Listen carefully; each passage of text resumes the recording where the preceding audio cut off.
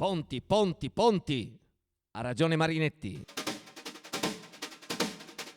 Noi ripudiamo l'antica Venezia estenuata e sfatta, che pure amammo in un grande sogno nostalgico.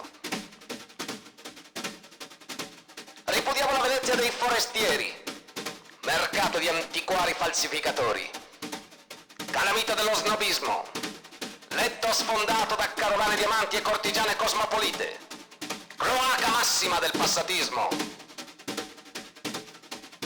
Noi vogliamo guarire questa città putrescente, piaga magnifica del passato, rianimare il popolo veneziano, decaduto, morfinizzato, avvilito.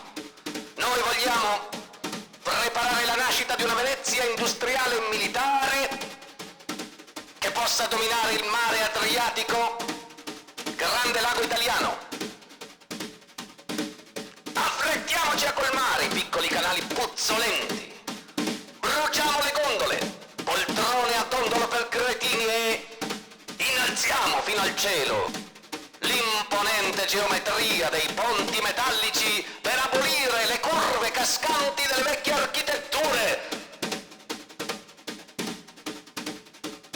Venga il regno della divina luce elettrica a liberare Venezia dal suo venale chiaro di luna da camera ammobiliata.